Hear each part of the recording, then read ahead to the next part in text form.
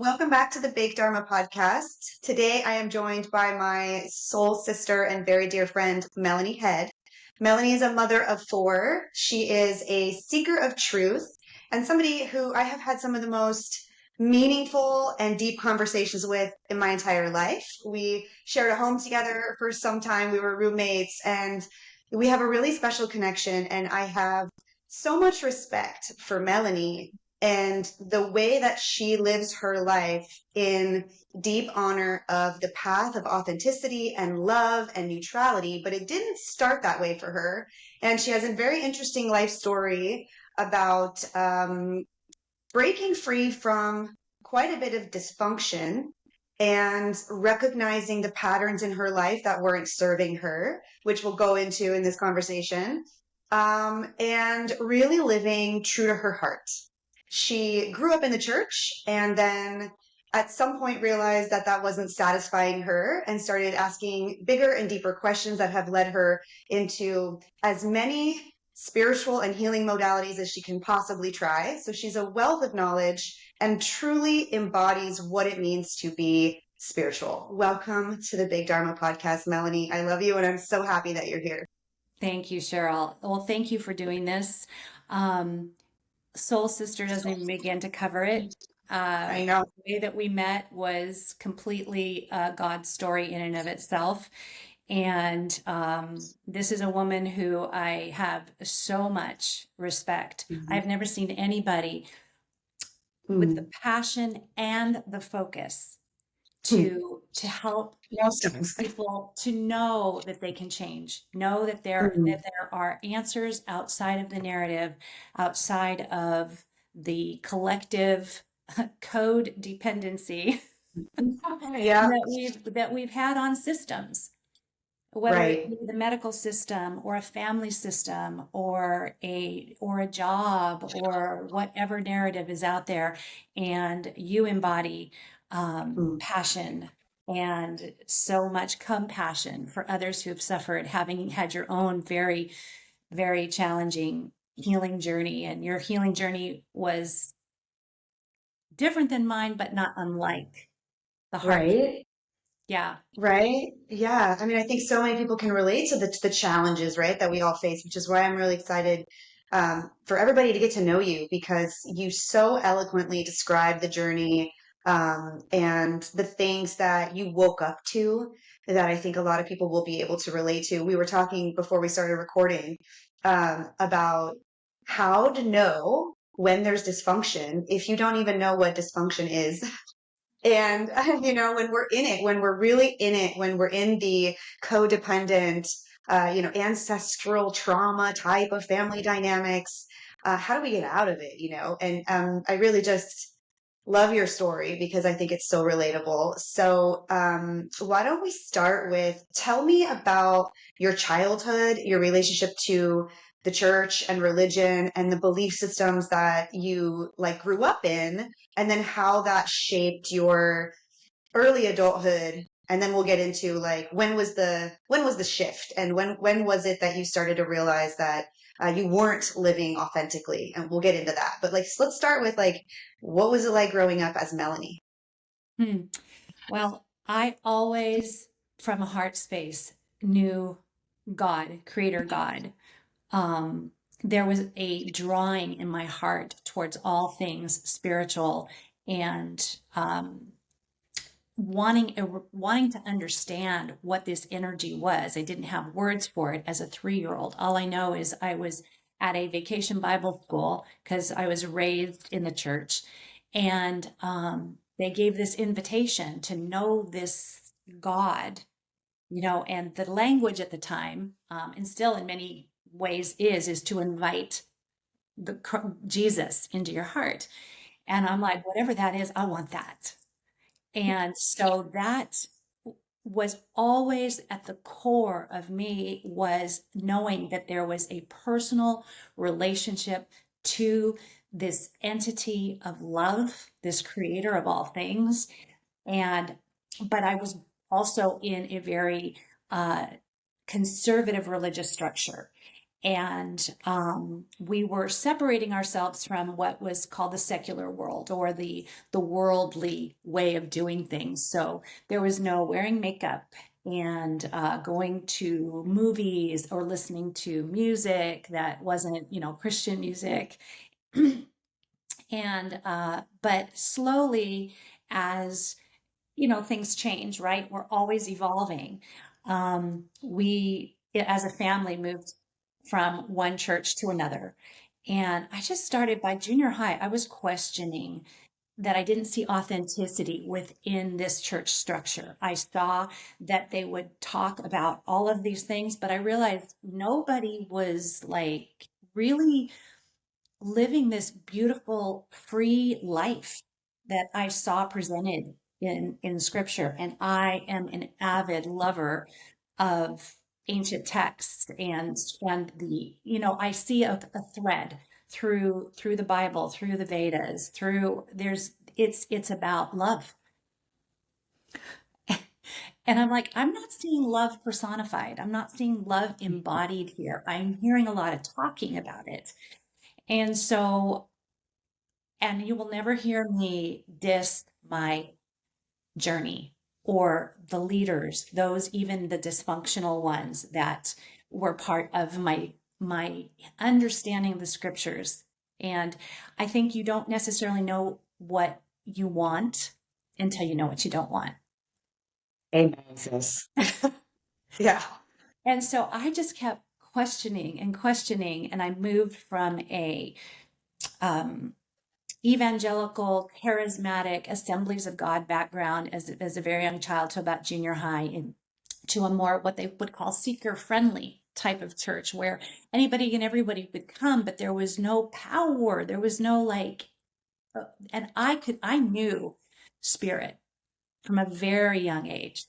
And that's something that I believe is in everybody. Everyone has this drawing to, there's got to be more than this, whatever that is.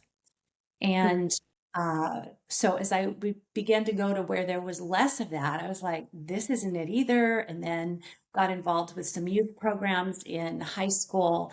And that was even less of bringing the spirituality, the supernatural side of Christianity, if you will, into it. And I'm like, well, this isn't it. And then there was a point when I was about 19 that some people will call it a come to Jesus moment or an experience, but I could feel the drawing back to that little 3-year-old who said that there's something that has nothing to do with your experience here and what religion has taught you or structures taught you. And I ended up in a church where there was something called the prophetic, which was exploding in the early 80s. And it was a move of, they would call it a move of God or a revival, if you will. But my heart felt it. And so I dove into that. And then I started questioning again. I'm like, we're talking about all these things that are coming, all these things that are going to happen. And I was in a dysfunctional, abusive relationship had 4 children, and I had been married 20 years, and I had followed the rules. I had prayed, and I had been the suffering wife. And, but at the end of the day, what I didn't know while I was in it is that was the life I created. Fully, I created the life I hated. I bought into martyr and victim, and I played the role very, very well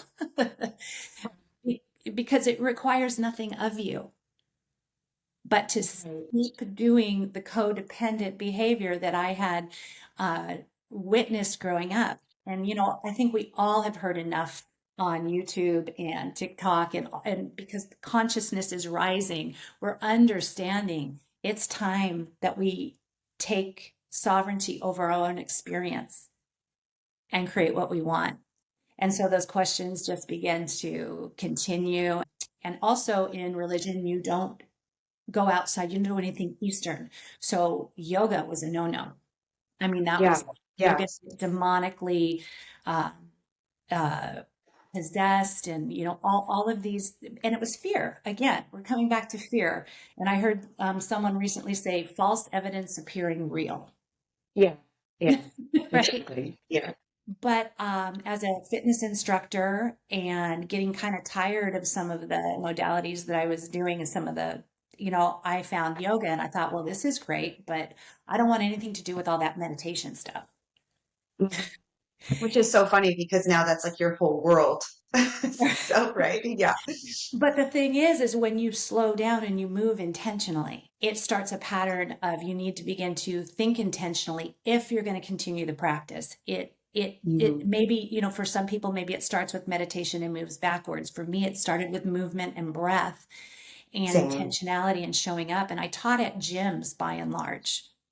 So very different than a yoga studio where you can drop in and you've got heat and you have all of these things. And I would have different people coming in all the time that were brand new to it. But slowly, I was like, by 2016, I said, I want to actually um, do a training. And now here's how deep the fear runs. Okay, you ready for this? I had all my books that I needed to get, and I called a girlfriend of mine, and I'm like, okay, let's pray over these books because I don't want to go into anything that's going to be like take me off of my course of being connected to, I don't want to get deceived because that was the big thing in Christianity is, you know what, you're going to get deceived. Tell me someone who's not deceived in this, Right. because we're forgot who we are. Yeah. Yeah, I know. And so, okay, so you had this experience with the church where you felt connected to it, but unsatisfied with it. And so then that persisted, and then you got married very young. How old were you when you got married? 22. 22. So you carried that with you, this, love of God and source, but dissatisfaction and feeling like you didn't have all the answers. And then you started having babies. So you had four, Or beautiful and baby. four amazing, beautiful children that have now gifted you with grandchildren, and another one coming, Yes. In 2 weeks. which is so 2 more weeks. Oh, wow. Yeah. I can't wait. You have the most beautiful family. These beautiful little angels they're so amazing. So along the way though, because there was a lot of dysfunction. I mean, you and I know each other intimately, and we have discussed some of the unpleasant details about what it's like because you know very well that I also come from a family with, addiction and abuse and dysfunction and how that then showed up in my nervous system and then created dysfunctional patterns in my life that I later had to be honest with myself about because I was recreating them and attracting partners that had the same characteristics as the dysfunctional things I grew up with. And this is what we do, right? This is common. Yeah. This is what we're all trying to free ourselves from, right? Yeah. So describe how you started to become aware that you were the one creating it, that you had chosen it, that you had choice, that you had agency, and that you weren't being authentic. Like, describe what that evolution was, because I remember you telling me that it was a lot of it was in regards to the fact that you felt like the dynamics with your kids were unhealthy and that you had to find yourself and actually like take a break from your kids in order to change the dynamic. So Yeah. like what was, I mean, and I know that took many years, but so like what was that like to actually realize I'm the one doing this and if I want change, I have to be the change. So from 2008 to 2012, I dove deep into, I was going to fix it through prayer. And I am not dissing prayer at all or the No. meditative space. But it came from the vessel of rescue me, fix everything for me. And there is a scripture in the Bible that says, physician, heal thyself. And by the time 2012 came along, I had two kids almost out of the house. The last two were in high school, freshman and senior year. And a situation came where I finally saw some of the dynamics in my marriage turning towards my children. And even then, it was, I won't go into any details other than it was a sovereign act of God that literally took me to my sister's in the middle of the night for the last time. And something in me shifted when I saw that the pattern, there was no fixing it. There was no praying it away. There was no just trying to manipulate and make everything okay all the time. You talked about the nervous system. I was in fight and flight all the time. And that energy continues to attract. What you resist will persist. And I didn't understand that, but I was living it. I was embodying it. And my higher consciousness knew there was no way to keep doing the same thing and getting a different outcome. So when I woke up the next morning, my sister looked at me and she said, "You're not going back, are you?" And I said, "No." And I was petrified. I was frozen. But what happened is it became harder to stay than it was to leave, because I realized everything moving forward for my children and my children's children, my grandchildren, it needed to stop with somebody, and the invitation was coming to me. Do you think people have to reach that point that it No, becomes harder to stay than leave? I don't. Yeah. I think how do I say this? That's what it took for me. Some people have an innate, like, fool me once, shame on you. Right. Like the second time, they're like out of there. It took me 27 years. Why it took that long could be the depth of generational encoding of you just stay. Yeah. Good Christian doesn't get a divorce. Right.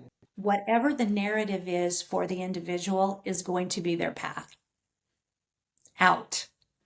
Mm-hmm. And there are many, many, many women who have walked the journey that I'm walking now. My sister, actually, at the same time, we were both going, this doesn't make sense that we just don't divorce and perpetuate the dysfunction. And so by the time my youngest was 18, I realized not only, well, I was healing from the marriage and the dysfunction, but the dysfunction still continued with my children. And so Yeah. I made a very difficult decision in that I was being judged by my family for moving away. Once my youngest was in college, I moved to Oregon. I had an opportunity, and everything that wasn't working in California just opened up. Job opportunities, all of these things. And when you see opportunities, when you see open doors in front of you that are for healing, you can't not, when you're seeking it, you walk through it. And I knew that if I stayed in California, I would continue to rescue my Yeah. So talk about that a little bit, because I think some clarity around when you say dysfunction, what do you mean? Like, what were the patterns? Can you put your finger on some of that stuff? I mean, I know we've talked about it, Mhm. but what does that show up like? What does this codependent dysfunctional pattern look like? It looks like fear of losing control. It's the illusion that if I fix um, the situation and I make the situation all okay for the people who are not on this path of wellness, somehow I get to be the bigger person. It's so ego based, Yeah. and so fear based that you become the long suffering one that just keep. And what I realized is I was handicapping my husband and my Mhm. children from maturity, because it really comes to codependency is all about control and this fear of what's going to happen if I am not there to fix their mistakes. Save them from themselves, save them from their own growth, save them from their own lessons. Now, isn't that interesting? This comes down to neutrality, and I think this is going to be the core of a lot of what we're going to talk about, is it's either good or bad, right or wrong. Right. And what I have learned, honestly, just in the last, I would say 24 months, and this comes to, if you're not familiar with Dr. David Hawkins and the chart of human consciousness for your listeners, it's a beautiful place to understand that everything above the line of courage is the high frequency that actually opens up the higher chakras. But the low frequencies, those first three chakras in the body, where we carry trauma, where we carry shame, Guilt. fear, guilt, Yeah. even desire Mm-hmm. Right. is Attachment, right. All that stuff. Yeah. my desire was for my children to do well, and they're making choices that I wouldn't want them to make. And just like, are we going to limit, like, I see my 2-year-old grandson, am I going to like tie his shoes for the rest of his life because he gets frustrated and he makes a mistake while he's learning to tie his shoes?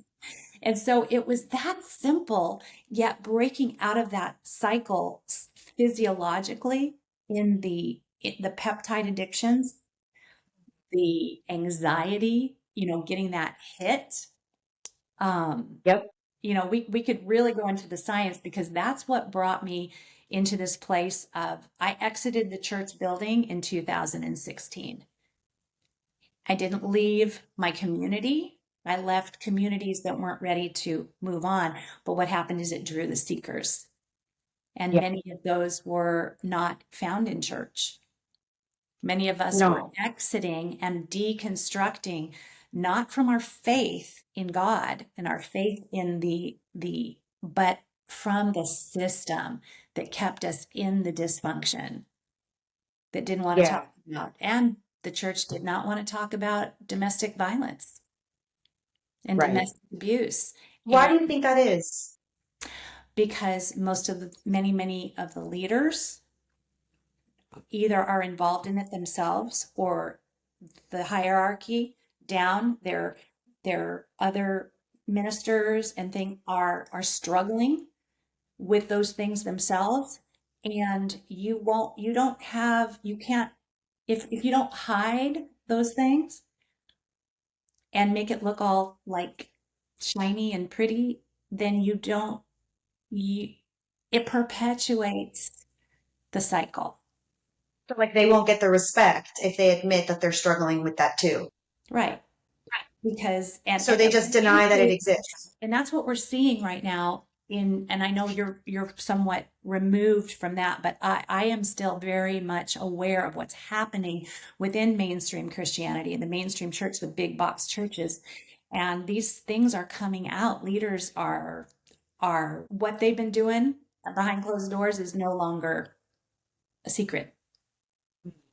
And that's where I was like, I knew there was more. Yeah. We have to address the trauma inside. Yeah.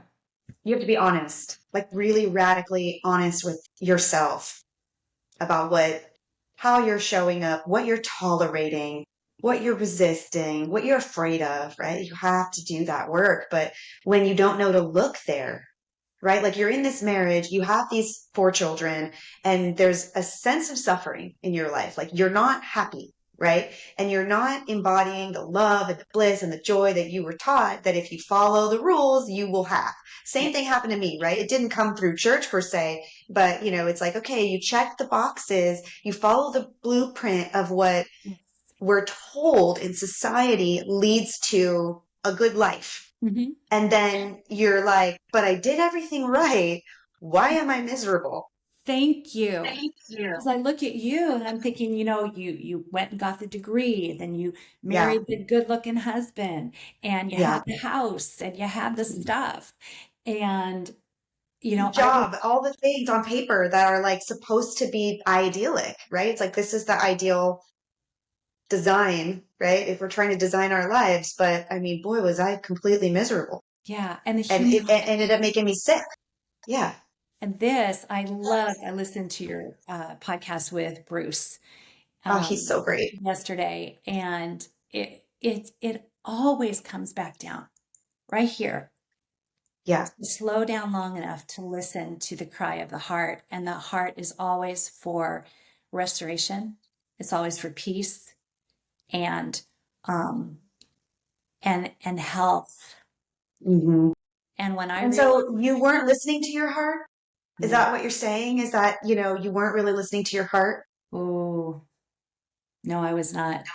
I was not Like your listening. heart was telling you this is wrong, this is wrong, this is wrong, and you weren't, because I had that experience too, like the entire time I was married and for all the other things that were going on in my life at that time that were dysfunctional, including my relationship to healthcare, my relationship to my career, like so many things that my heart was like, I don't like this. Like Yes, there was this visceral resistance to it, yes, but it's what I and was told. So, you know? and the gut. So we talk a lot Yeah. about brain heart coherence, but heart gut Yeah. Yeah. Yeah. huge. Yeah. Huge. And the microbiome, and this is where I geek out when I started studying um, physics or actually quantum physics, and the double slit experiment, and Hmm. you know all of these things, and I saw science and scripture, spirituality. I saw this beautiful. Was this before or after you decided to leave?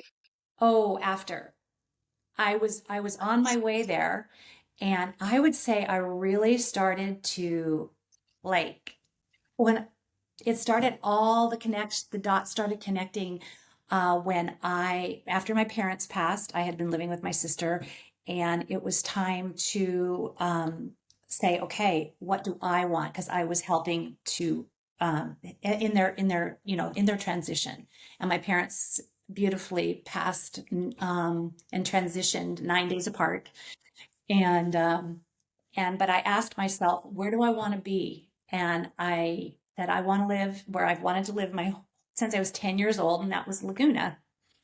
And enter Cheryl. Relationship, yeah. Yeah.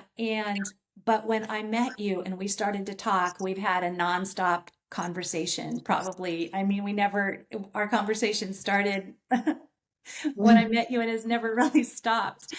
Um, And, but it started to make sense because of what you're doing with Japa, and I was seeing it, and it sparked something in me. The dots started to connect.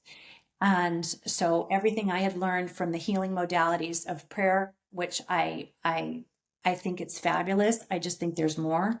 I started to look at EMDR and something called retracing sequence method. There's one called Splunkna. There's Dr. Lloyd and the emotion code, and it goes, and tapping. It goes on and on and on. And I delved into all of these things, but they all started to come back to.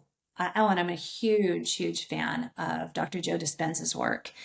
And it all came back to authenticity and the heart and the nervous system. So from the time that you left, what year was that? 2012. So 2012, when the time that you left and you made the very brave choice to pattern interrupt the Mm, cycles in your life until you had clarity, crystal clear clarity on how you got to where you were at the time. How long do you think that took? let's see. That was 2012. 2016 was 4 4 years. years where I was willing to walk away from the structures that I knew to explore the unknown. And I love Hmm. I'm going to quote Dr. Joe, where he says, it's not enough to know anymore. We have to know how. And he said, the minute you put your foot into the river of change, get ready to get really, really uncomfortable. Hmm. Yeah, so true. So what were you doing during that time? So you leave, you've always obviously been a student of scripture. Um, I mean, your knowledge of scripture is just mind blowing. I mean, it's very impressive, right? Melanie is quite a scholar. Um, so obviously you were always a student of that, but that didn't answer all your questions. So what were you doing from during those 4 years that helped you get that clarity? I was doing a lot of inner healing work, using the modalities. I was tapping, I was breathing, um, and I just continued the journey. I just didn't give up.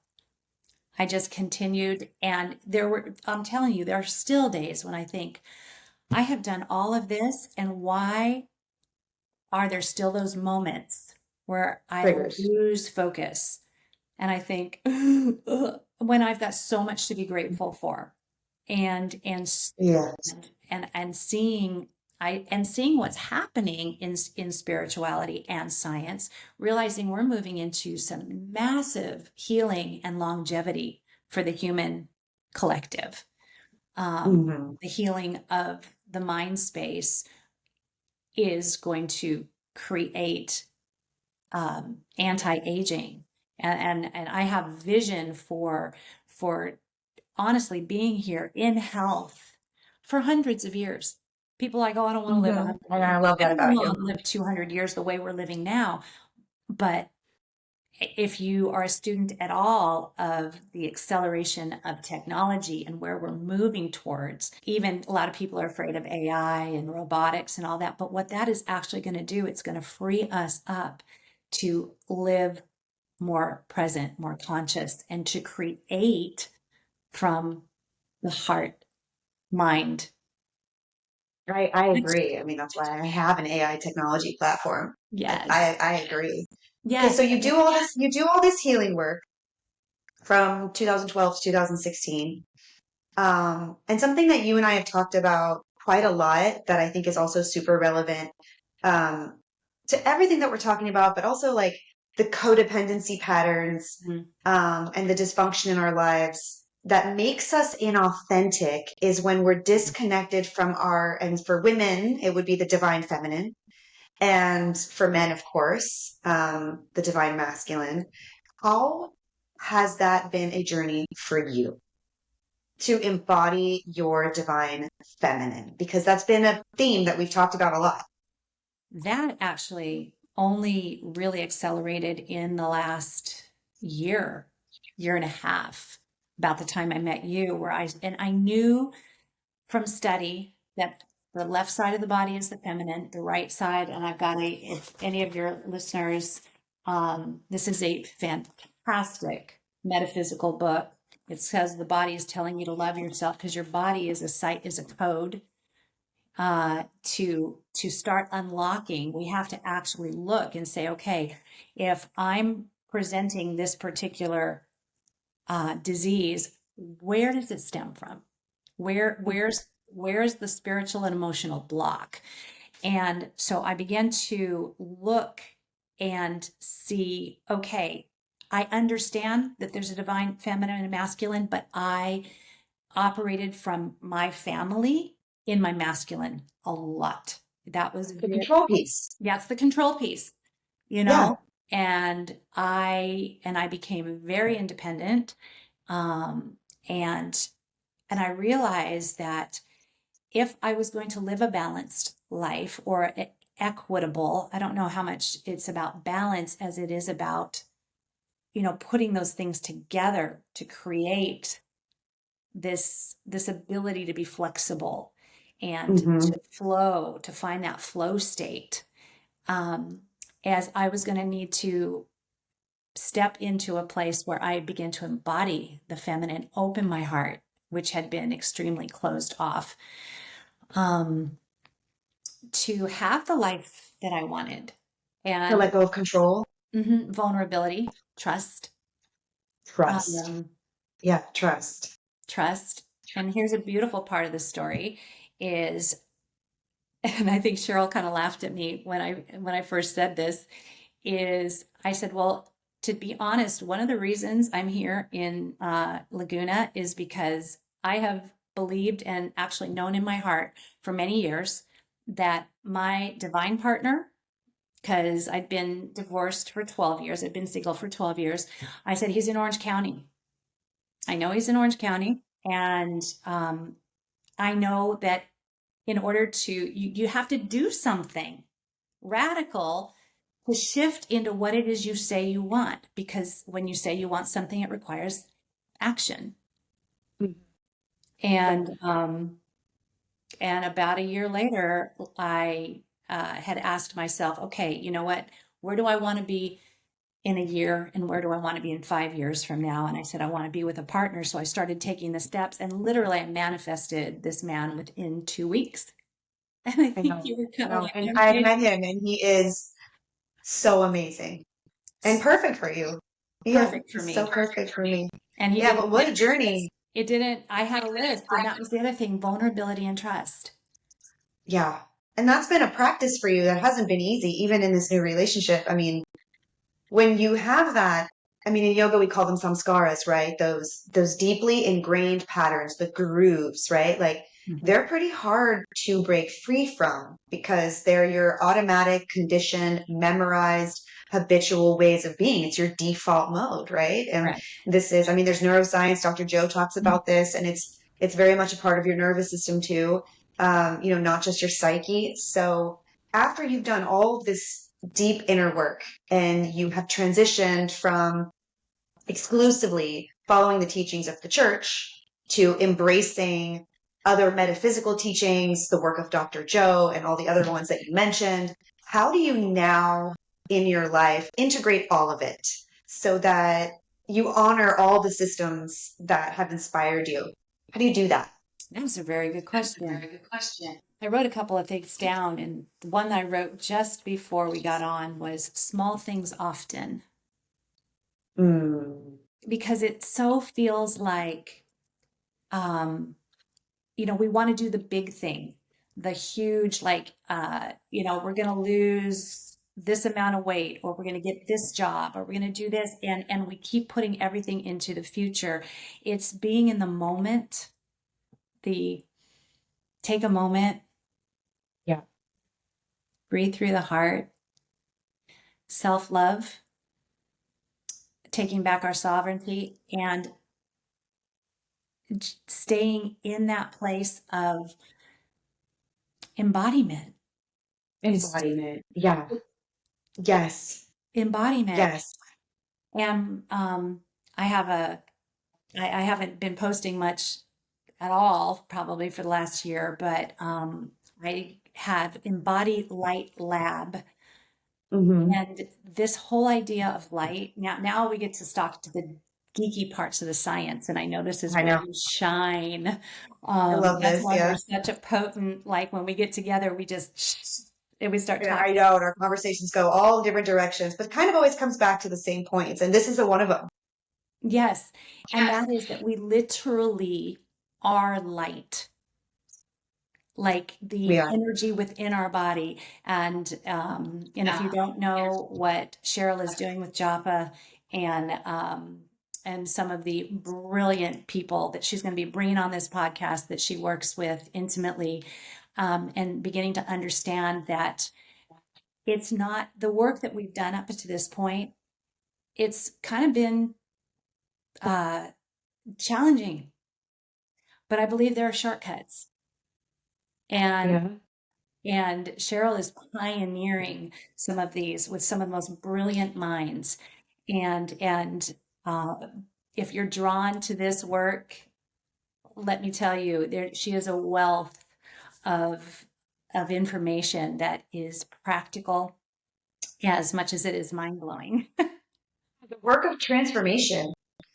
Yeah. How do we become different in a way that is honor for our potential, right? Because I think where I know for myself, the frustration, and I'm very type A by sort of nature, very ambitious person. But I feel like underlying all of us is a knowing that we're capable of greatness. And when we fall into the trap of all these patterns and the codependency and the limiting beliefs and the, overthinking and disconnection from the heart and the disembodiment and, poisons in the body that keep us blocked from our true senses and our true intuition, right? When we do that, I feel like the frustration is there that we know we're not reaching our potential. We know, and I think that we're all capable of awakening that potential within us, and that's what I see in you. Is I see this normal woman, who just grew up in a normal American family, that made some incredible changes in her life that have served you in such a beautiful way, that have transformed the way you see yourself, transformed the way you see the world, transformed your relationships. And there's a certain, I know we're on technology right now, but if you're in the presence of Melanie in person, and I tend to be pretty keen at detecting an auric field that is special and also attracting auric fields that are special. And Melanie just has this most beautiful, she's done the work, right? She's done the work to clear the energies, the lower frequency energies that, you were talking about, right? All the fear, the shame, the separation, jealousy, all the limiting beliefs, all the things that keep us sick and stuck in survival mode, is you've cleared that from your system. And yeah, for sure, we all get triggered, right? We all have some scars and we get triggered, but by and large, this auric field that Melanie has is a really, really powerful one. And yet, you're still human, right? And so you still have issues sometimes, like with your kids or just in life in general. So now that you've come this far, and you're no longer in the dysfunctional marriage, and you're no longer a slave to codependent patterns, and you're able to witness yourself in your truth, right? So when you fall into lower frequencies, when you lose your focus, right? All those things. How is your relationship with your ex-husband? How's your relationship with your kids? How do you view life now? So my relationship with my ex-husband is amazing, and we actually almost got back together about 3 years ago. And again, I had an opportunity to listen to my heart, and I told myself, I can do this. I'm going to have a great life. I can move to this other state, and I'd be close to the water, and I could do this. But my heart and my gut were telling me otherwise. And I came to a place where I said, I'm not going to betray that again. And that was challenging because my kids got pissed. Yeah. And again, I had another opportunity to up level again. But my son, I hadn't seen him sober and I didn't have a relationship with him for many years. And I began to just, the more I became well, the more I was able to let go of the judgment that I had, because it's a mirror, right, Sheryl? Whatever we're judging in somebody else is something that we're judging and operating in ourselves. And so I began to see my son well. I would actually picture him, and the imagination is the body doesn't know the difference between the imagination and the actual event. Thank you, Dr. Joe. And I began to see him waking up in the morning, just kind of looking around, sensing something different, sensing that he had a choice.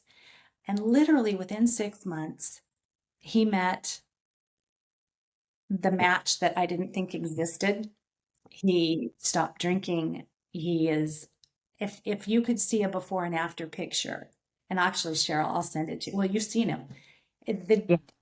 The transformation that I made carried on in that ripple effect to my children when I just began to see them well. How powerful is that? Amazing. And you know what? No blood, sweat, and tears, no praying and, and crying out for a rescue for hours. And no, it was in that place of be still. Just And hold the vision and trust. that the God of the universe, the creator source, is within here's the crux of the whole thing. Religion taught me God was out there. There was a sky God, and I had to do something to please him.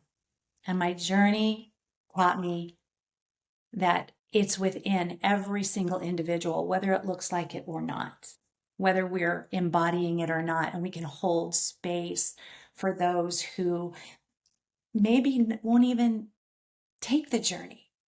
And we can go to Right. that neutral space Right. and say, So what does that mean to you to hold space?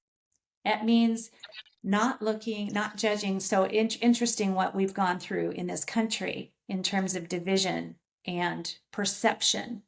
You know, I have friends on both sides of the election, and some are, it just flip-flopped. 4 years ago, this camp was saying, oh, everything's going to be terrible. And this camp was elated. Now it's just flip-flopped. And Yeah. I'm like, I'm going to be right here where I am going to create what it is. It does not matter who's sitting in that office because they are there for a purpose, to awaken us and to bring us back to love, back to, can we look and say, I'm not going to judge one way or the other. I'm going to stay present. I'm going to stay in love and I'm going to stay in joy. That is the most potent thing we can do for the collective. That is how we can heal our families. That is how, and guess what? It doesn't matter what's going on out there in the country if within your own heart and your own family, you don't have healing. So unbelievably true, right? It's so unbelievably true, right? Like world peace starts with inner peace. Like it's just how it is. It's just how it is. And, you know, one of the things that I remember so distinctly feeling when you and I first met, and I've told you this, I've mentioned it multiple times, and you probably know what I'm going to say, is that you didn't annoy me. And I'm so easily annoyed by people being in my space. And, you know, I hadn't shared a house with anybody in a long time. And I was nervous about that. And I remember feeling at such peace with your energy when I met you. And one of the reasons why is the use of language that you choose. And even just listening to you speak for this conversation, you know, I'm always inspired by how intentional you are with your words. And I know that that's a focus of yours. And I know that you know, you study language, you study the etymology of words, and that you're very conscious of the words that you use, not just your spoken word, but when you speak about the vision that you held for your son, right? And what that felt like within, it's all vibration, right? We know that that's all vibration, and we know that the energy of words are vibration, and there's, you know, some numerology and mathematics behind all of that as well. But I've always been so inspired by your intentional use of language. How did you come to have that focus? How did that be part of your life? You know, it's so interesting. I had a supernatural like transmission from God. People, God speaks to you. You know, it's the voice within. The voice of God inside of me is actually my voice. That's another thing I've come to understand. It's not outside of us. And it was June 23rd of 2014. And I woke it, and many of you have probably had this experience that you're coming out of that twilight sleep. You're still almost asleep, but boom, something's in your hopper. A word, a memory, an idea, an inspiration, whatever that is. And I heard the conversation needs to change. Mm. And what was interesting is what came with it. I sat down on my sofa and my Bible was right next to me. And I heard, I just knew intuitively to go to Matthew chapter 6, verse 23. Now, it happened to be June 23rd. This is how I remember these things because the numerology, the frequency of numbers, I mean, my God, we could have a whole other podcast just about. I mean, we should. We should. Right. Just about the Hebrew alphabet and what it all means. And there's so much Oh my there. gosh. Yeah. Yeah. Don't even get me started yet. We'll do that. But I went to that scripture and it says, you know, if your eye is dark, your whole body's going to be dark. And I knew intuitively that was talking about the pineal gland, the eye, not the eyes, the eye, the eye. if the eye is dark, if you're looking at things through gloom and doom, if you're looking at the natural pattern, I could sit there and say the evidence was that my son was doing this, and therefore here was going to be the outcome. And I said, no, I am the outcome. And so my words begin to change and I just started paying attention to, well, I'm dying to go do this. Right. No, conscious language. Oh, and there is an actual book called Conscious Language, which is phenomenal. And I just began to be the observer. And when I would say something that I knew was like, I could literally feel the low vibration when I would say something. And I would say, and you've heard me do this, I'd say, cancel, clear. Let's start over. Yeah. Yeah. Start over. Like use a quantum eraser, erase the frequency of what I just said, take back my power and say, okay, maybe it looks like this. However, and there's a scripture that says that we can speak forth those things that are not as though they were. And this is Say it again. Yeah. Say it again. Speak forth those things that are not as though they were. Mm-hmm. As though they were. And here's where synchronicities, and Carl Jung and Dr. Joe and so many others, Bruce Lipton and epigenetics and God, I am so grateful. I am in love with these researchers and so many, Dr. Lynn Taggart, who really started understanding coherence healing. And that's what I was doing for my son. Yeah. I was sending love and light and transformation. It's so interesting when you said that we're transforming, I heard the word transformers. And if you even study what a transformer is in the electrical thing, everything's connected. Literally everything is connected. Contrast. I mean, I know this story, I know you so well, but, just as we speak about it now, I'm thinking about the contrast of your relationship to your son, to your family, to all your kids, to yourself at a former point in your life to how it is now. You went from the codependent trying to control. Yeah. In fear. Yes. And lack of trust that it would all work out to now just see them well. No trying to control. Yeah, no trying to control, no fear, no scarcity, no guilt. Yeah. And energy. That's it. That's the liberation. So much more energy to heal me. Because so much of, and that's another whole podcast there is, we've got a certain amount of energy every day, and what do we want to do with it? And if we can conserve and bring it back into ourselves, what flows out is the love and the frequency that literally changes the field. It does. It does. I mean, we waste so much energy on worry and fear and trying to control things that we can't control. We waste so much of our life force on that. And so I witnessed this in you. This is why I wanted to bring you on, because I witnessed this embodiment in you and this, beautiful blueprint of unconditional love that you represent. And the way that, because I was there for it, we would wake up in the morning and talk about it. And when you started to tell me about this woman that your son met and that, he was sober, but, I witnessed you make that conscious choice that you described to me that you were doing with intention to hold a vision for him.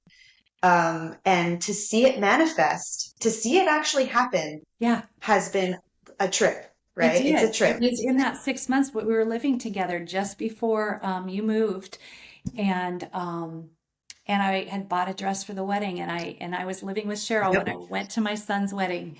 And my God, you are the most inspiring friend that I have ever met. Sheryl has changed. You have changed my life in ways that and I remember us waking up and having these conversations and just knowing what divine moments we were in. I remember one time you said, God, we should be recording these conversations. I did multiple times. Yeah, we had so many beautiful conversations. I remember very vividly because I was always criticized.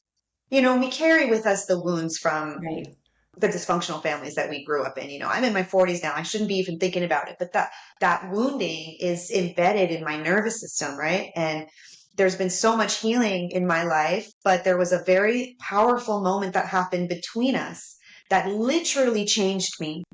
And I had been tired and I don't remember what was going on, but I went upstairs into the den and laid down to rest for a little while.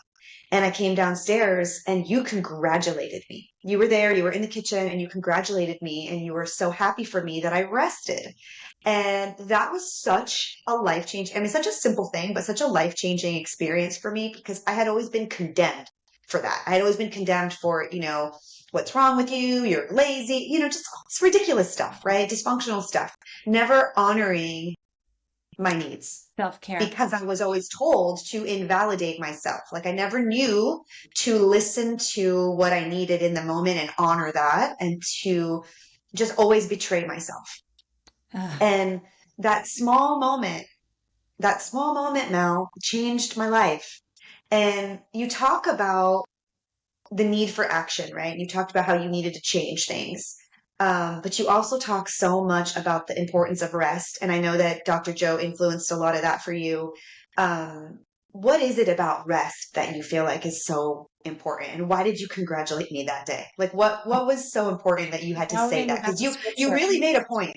Yeah, you really made a point about it. I, having grown up understanding the scriptures and reading all the way from Genesis to the beginning, through the enslavement of the Hebrew people, you know, and you can see it in, you know, the Ten Commandments. It was, and seeing the labor and realizing that scripture is not just literal, it is metaphoric, it is parabolic, it is hyperbole, it is you can, if you break down the code that is within the word, there are mysteries beyond mysteries beyond mysteries.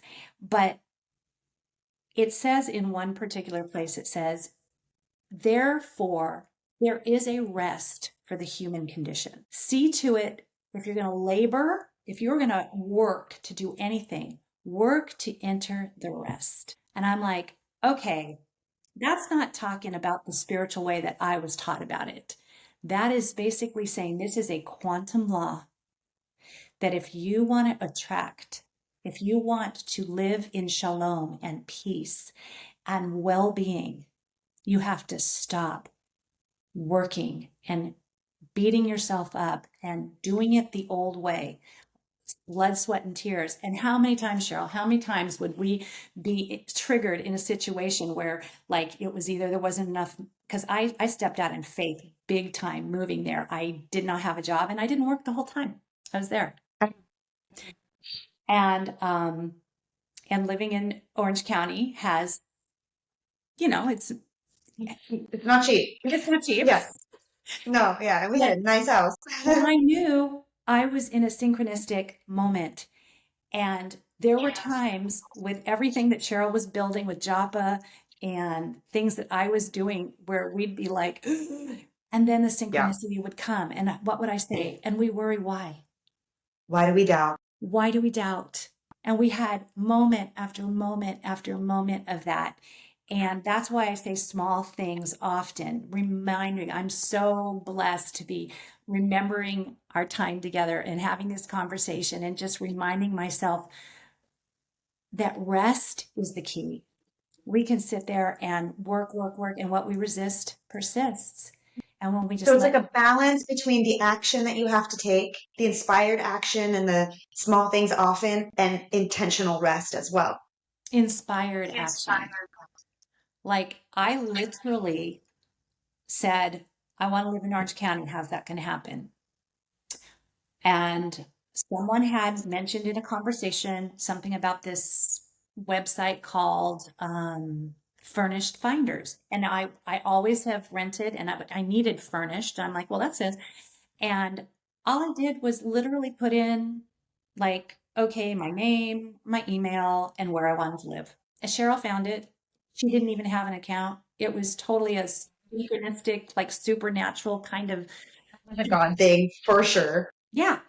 So Yeah. there was inspired action, but I'll tell you, I didn't have to labor for it. I didn't have to go out there and pound the pavement and worry about knocking on doors and trying this and trying that. And how am I going to I have to get a job before I move there.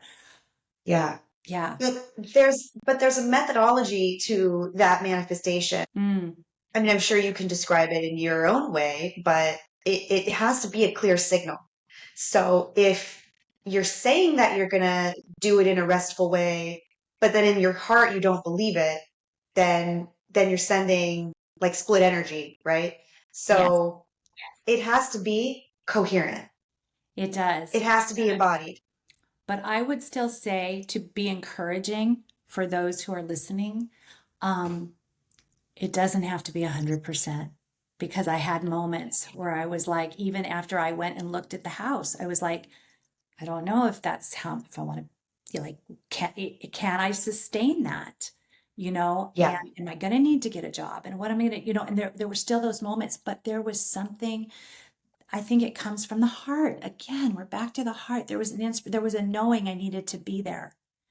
There was a Hmm. synchronicity between you and I, and it overrode.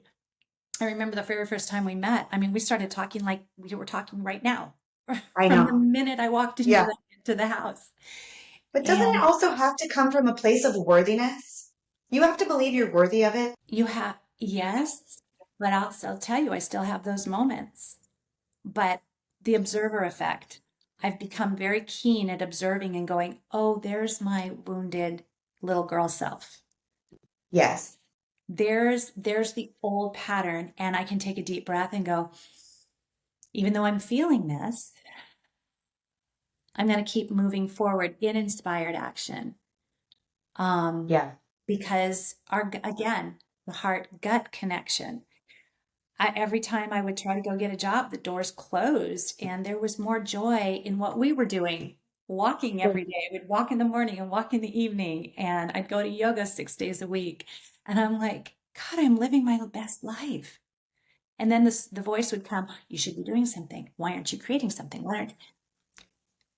And Good. Well, you did create because in that space, you were able to hold that vision for your son. Mhm. Could you have done that if you had been distracted by the must do this, must do that, lack Yes, mentality? no. I'm going to Yeah. say, I'm going to say that there is a labor to enter the rest. You had to go, you were lying down, and even in your mind, I'm sure there were thoughts in there going, oh, you should be up and, working on Japa and doing this, you Yep. know, Always. and, but I would encourage you always to say, it's going to come to you. And Yeah. look at how beautiful, look at, and in Japa, you haven't seen nothing yet. I know. I know. Well, I have updates for you, girl. I Oh have my some God, stuff to I share. can only imagine. Yeah. Yeah. There's stuff is coming. And, just like you said, it did show up. It did. And It it just showed wasn't up. without moments. No, it wasn't. And it wasn't without action, but it was like what I'm working on right now is a massive partnership, but it resulted in a conversation that I had over 2 years ago that I had forgotten about, right? That came back to me. Yes. Yeah. So it's something that you had always said that, you've put it out there, you've done the work, now rest. And Rest. that was evident. Yeah, that was evident. Yeah. Yeah. So it's not that we don't have to actually, show up and produce sometimes. Yes. But I do believe that your wisdom of rest is so important. I mean, I don't even have the words for how important it is. And it's, I think, a big part of why we're all so sick and frustrated and disconnected is because I don't think that this culture honors rest enough. We don't even Exactly. know what that is. We Exactly. don't even really true what it means to be at peace. It's shalom. It's literally, and that's where the gematria and the Hebrew letters could come in, because as you break them down, shalom, it has 72 distinct emanations of what peace is, and it's so much greater. And when we embody that and we stay in the breath, true Right? transformation. True transformation. I mean, what would it feel like? What would it be like if the collective could experience, even for a fleeting moment, the embodiment of deep, peace, like divine deep peace. What would that be like for the collective? And it's happening through conversations like this. We have changed the world with this conversation. You and Bruce did it. You've done it many, many times on podcasts that you've been in. Every time you sit down and you put an intention out there in the field, we change the collective, and we are moving towards that. And I will never, ever not see a bright future for my children and my children's children's children. And there's a scripture. It says, in quietness and rest will be your health, will be your peace. In quietness and rest. And it doesn't necessarily mean we're not out there, but it means the frequency of our heart, that we are on the computer sometimes till 10 o'clock at night, making an email or doing what we're doing, but the frequency of the heart. It can be a tricky thing to balance because we're living in this, physical third dimension where, you got to pay your bills and do your laundry and shit's got to get done, right? Yeah. But then in this other plane of higher understanding, where we can tap into that frequency of deep peace, then, how do you balance that, right? Because you still have to do life. Yes. But what I see, especially in the health space, and I have been guilty of doing this. I mean, not recently, but definitely in the past, when I'm motivated to overcome a health challenge, that's when we feel like we have to do more, right? Yes. We have to exercise more. We have to diet more. We have to take more supplements. We have to do more biohacking, right? It's always the energy of more interventions. And Alexis is a big proponent of this as well. Do less. It's usually the things that we have to remove.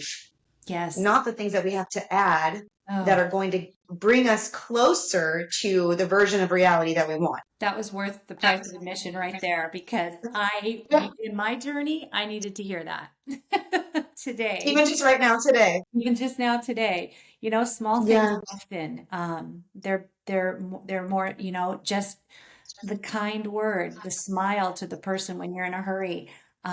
It changes the outcome of the timeline. It does. It does. And I feel that even as a teacher in the space of spirituality, fitness, yoga, movement, quantum health, a coach in this space, I feel it is equally, if not even more important, that I remain a student and that we are able to hold space for each other. And it's people like you in my life that I value so much. And I think everybody should have a Melanie in their life. Everybody should have a Sheryl in their life. Like everybody should have, a sisterhood, a brotherhood, whatever it is, a tribe that can be that mirror for you, but in love, just like you were for me when I needed to rest or whatever, right? To be able to have community that can see you in your potential and that can hold space for you to be in that potential and that can consistently speak truth to you and over you, because we can't do it alone. Exactly. Right. And just like you said, you need to be reminded and you have your moments where you lose your focus. So do I. It doesn't really matter. God, who said it? There's a quote, maybe it's Carl Jung. I'll have to look it up, but there's a quote, something about like, nobody is so enlightened that they don't have to work on themselves. Yeah, right. It might be Carl Jung. Yeah. We're in the journey, we're walking each other home. Yeah. And so I am so grateful for you. I'm so, so grateful for you. And even when I just think of you, it inspires me. And I'm reminded of all of the deep, very meaningful conversations that we had and all of the embodied wisdom that you hold, to always come back to neutrality. Always come back to neutrality and compassion. You have taught me that. You've reminded me of that. I already knew it, but because you embody it so well, your presence in my life has helped me anchor into it even more. And so I hope that, other people get a lot out of this conversation in that same way. And I'm sure that they will. And I'm looking forward to hearing the comments that people leave about how this has been relatable for them as, a mother, as a wife, a partner in any way, navigating both spirituality and religion and, old dysfunctional patterns, and how you can break free from that and become more intentional and true to yourself at the same time, but also stay connected to all the things that inspired you. along the way. So I'm looking forward to all those comments, because I think this is really important to talk about and relatable, because I don't want any other women, especially women, because I know women suffer a lot, and we relate. I don't want them to stay in that place any longer. Yeah, exactly. Uh, we've gone before, we've forerun for the next generation, and I do believe there are shortcuts, and I believe that what we're creating in the field is allowing for the collective to move along at a much greater accelerated pace, Hmm. healing and enlightenment and joy and peace, and um, it's not just kumbaya. There is a work to it. It's a labor to enter into a restful state, but there's nothing more important we could be doing. There's nothing more important that we can be Nothing. doing. For me, it's a moral imperative to do this work.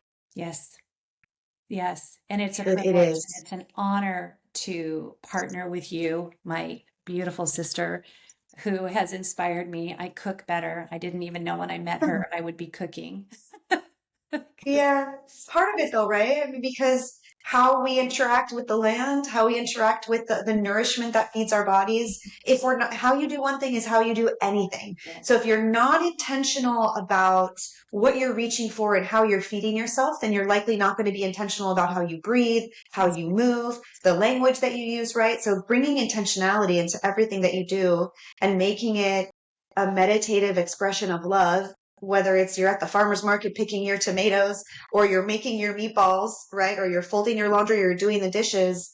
It's how you do one thing is how you do everything. And yeah, you taught me a lot, but I definitely helped you with that too. Yes, you did. And Yes, you did. mhm. And And I love when I get the pictures of the meatballs. yeah, that's right. Oh, they were very good. Super. I bet. Yeah, yeah, super, super good. Gosh, I could just talk to you forever and I ever. We'll know. have to do another podcast. Is there anything else that you want people to know about what you have come to understand about what it means to be human? Love yourself. Show up for you. Put yourself first. I thought it was, I don't know how many people, I did think that's interesting. I think that what gets spoken down here is a macro or a microcosm of what is happening in the larger picture in the spiritual world. And I caught the inauguration speech, and two things that really stood out to me was we're going to put ourselves first and we're going to take back our sovereignty. That is what this conversation has been about. Yes. Throw out the political game, because it is a game. It's going to get played, it's going to flip. If you can stay neutral and you can stay in that place of saying, all is well, all shall be well, I can embody love for myself. Because if we cannot love ourselves, we cannot love another person. And grace, mercy, letting go of that, lower everything under the line of courage on that line of human consciousness, and step up and out of it and move into, and right after courage is, I believe, it's willingness. It is. Just That is acceptance. yes. It's And courage, neutrality, willingness, and I think it's acceptance. neutrality. Neutrality is in it, but neutrality is pretty high. Yeah. So I figure even if I'm not able to get like, well, I definitely got past willingness. Maybe I had to revisit that. I had just pulled it up before we got on this call because it's so telling. It's so It beautiful is. that we've got people like Dr. Hawkins and Carl Jung and Dr. Joe and Bruce Lipton and Greg Brate. I mean, So many of these thought snippet leaders that, thought leaders. yeah, they're thought leaders that they have a special vision for synthesizing what it means to be human and how to Yes, optimize the human experience, it right? I is. mean, that's what we're trying to do. And the more that we embody these truths and keep these thoughts, I was seeing a quote by Eleanor Roosevelt who said that simple-minded people talk about, or how does it go? It's a very famous quote, but basically, great minds talk about ideas, not events and Mhm. people. We're talking about ideas. And this is having a steady diet of hope and forward thinking in the space of who I am and who we are becoming. That's when we have the choice, and it can be a very difficult choice, like the choice that you made to walk away, right? But we have choice. We have choice as to what we give our power to, what has power over us. That's right. And in that way, whether we're free or not. And we are creators. We are created by a creator to be creators. And what do we want to create today? Thank you so much for being on the show. We'll have to do this again. Thank you for having me. It was an absolute honor.